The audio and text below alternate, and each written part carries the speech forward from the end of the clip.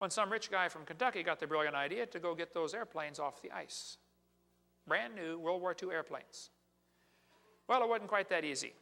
They found them using ground-penetrating radar because the airplanes were under 263 feet of ice in 48 years. They melted holes down to get to the airplane. They picked one they thought was in the best shape, a P-38, and took it apart and brought the pieces back up through the hole and put it back together in Middleborough, Kentucky. I've been there and seen it. I talked to the guy who dug the airplane out. His name is Bob Carden. I said, Bob, explain this to me now. Those airplanes were in the ice for 48 years. They were 263 feet down. That's 5.5 feet a year of ice on top of the planes. The deepest hole drilled to core sample is 10,000 feet. If you divide that by 5.5, that's 1,800 years. Now, I know the deeper layers get squished, glacial fern and all that stuff, so really 4,400 is plenty of time to allow for all the ice at the North and South Pole. So I went and met Bob and said, Bob, explain this to me. What about these ice rings? I said, when you melted down to get to the airplane, did you notice rings in the ice, dark and light and dark and light? He said, well, yeah, there are many hundreds of them. I said, how do you get hundreds of annual rings in 48 years?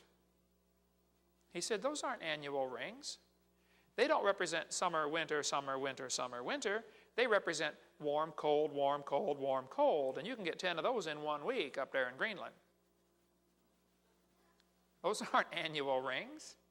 But some guy in Scientific American is still calling them annual rings in 1998. Now, either he's ignorant or he's a liar. I hope he's just ignorant, because ignorance can be fixed. Stupid is forever. That's the difference, by the way. A guy that works with the Eskimos wrote me a letter and said, Brother Hovind, I got 15 layers of snow on my car in 8 hours. Not 15 inches, 15 layers of snow. The layers formed rapidly in the ice, and also the layers formed rapidly in the geologic strata of the earth. All over the world we find petrified trees standing up, running through multiple layers. You kids are going to be taught each layer is a different age, Cenozoic, Mesozoic, Paleozoic. It is pure baloney. Watch my video number 4 for lots more on that. Also, they're going to tell you it takes millions of years for things to petrify. No, it doesn't. Things petrify very quickly. Here's a piece of petrified firewood where somebody had chopped on it. I doubt they chopped on it after it was petrified. We have lots of stuff on that on videotape, number 6. Anyway, the Mississippi River is depositing sediments at the rate of 80,000 tons every hour. 80,000 tons of mud every hour comes down the Mississippi and dumps off in New Orleans. And that delta is growing larger and larger and larger. Scientists have studied the delta. They say it probably took 30,000 years to put all that mud out there. Okay, well then I have a question. If the earth is, millions of years old, why isn't the whole Gulf of Mexico full of mud by now? One preacher from Louisiana wrote me a letter and said, Brother Hovind, I was drilling for an oil company in the Gulf of Mexico. We drilled through 14,000 feet of mud, and we hit a tree. And drilled right through a tree under 14,000 feet of mud. See, folks, I can explain the delta in the Mississippi. About 6,000 years ago, God made everything. 4,400 years ago, there was a flood. As the flood water was running off, about half that mud washed out there in 20 minutes. So it looks like it took 30,000 years. No, they forgot the flood. Here's a picture of the oldest tree in the world here in Southern California, up in the White Mountains. It's a bristlecone pine tree. It's called the Methuselah tree. This textbook says the oldest tree in the world is 4,300 years old. That's pretty old. But I have a question. If the earth is millions of years old, why don't we have an older tree someplace? Why is the oldest tree 4,300 years old? Well, I have a theory about that. Here's my theory.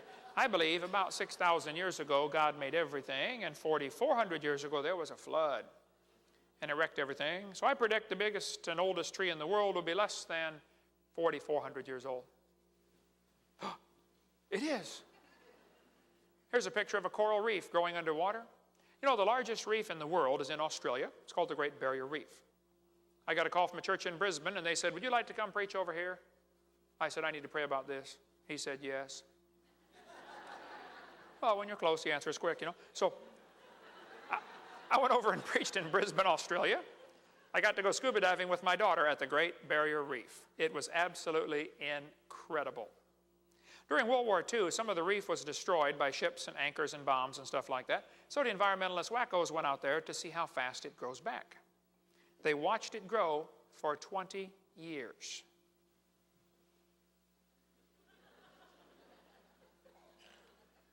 It was a government project. After watching it grow for 20 years, they said the Great Barrier Reef is less than 4,200 years old. That's pretty old. But I have a question. If the earth is millions of years old, why don't we have an older reef someplace? Why is the oldest reef in the world only 4,200 years old or less? I have a theory about that. I bet you know what it is, don't you? That flood, that's what did it. Here's a picture of Niagara Falls. Notice what the textbook says. Boys and girls, the rocky ledge above Niagara Falls has been eroding for nearly 9,900 years. Now, how do they know that? Well, actually, it's pretty simple. The rocks are breaking off the edge, and the falls is eating its way backwards. All waterfalls do that. The Canadians built a concrete wall on their side to make sure it erodes American soil instead of Canadian soil. Anybody out there Canadian, eh? Hey, all right, a couple of Canadians, all right. The rocks are breaking off the edge, and the waterfalls eats its way south. It's actually moving back 4.7 feet a year, according to the museum guide. Now, things have changed since they diverted most of the water for hydroelectric power, but up until that time, it was about 4.7 feet a year. When Charlie Lyell went there, he looked at Niagara Falls, which is way back here, and he knew it started way out here at the cliff, and he said, wow, it's 35,000 years old. The people that were with him there said, Charlie, we live here. It erodes much faster than you're figuring. It's a whole lot less than 35,000. But Charlie Lyell was devoted to destroying the Bible. He wanted real bad to get folks to not believe the Bible, and he was a strong influence on a young man named Sir Charles Darwin. But Lyell was a liar, and he wrote several books, which I've got down here on the table. But anyway, he said, well, 35,000 years old because the waterfall's been moving backwards. That just simply is not true. The fact is, the water goes over the gorge, over the falls, into the gorge called the Niagara Gorge, which is 7.5 miles long. This textbook says, see, it took 9,900 years.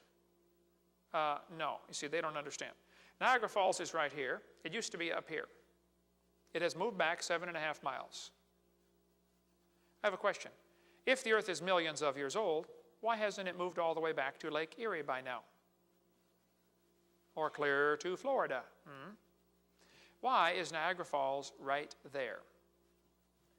Well, I have a theory about that. Here's my theory. I believe about 6,000 years ago, God made everything. 4,400 years ago, there was a flood. And as the flood water was running off, about half that gully washed out in 20 minutes. So it looks like it took 9,900 years. They forgot the flood. They also forgot to get their facts straight.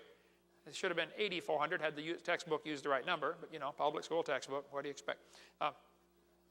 When it rains, 30% of the water runs into the ocean, bringing with it mineral salts. The oceans are getting saltier every day.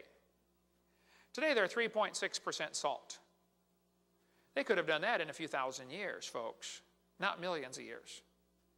I was in a debate one time, and this atheist said, Mr. Hovind, would you please explain to the audience how the freshwater fish survived in Noah's flood? I said, well, sir, aren't you assuming the flood was salt water? He said, the ocean is salt water. I said, well, yeah, it is today. But I think during the flood, it was mostly fresh water. And as the oceans have gotten saltier over the last 4,400 years, some animals have had to adapt to salt water. And today we have freshwater crocodile and saltwater crocodile. And they probably had a common ancestor. A crocodile. He said, see, that's evolution. I said, oh no, come on now, sir, hold it. going from a fresh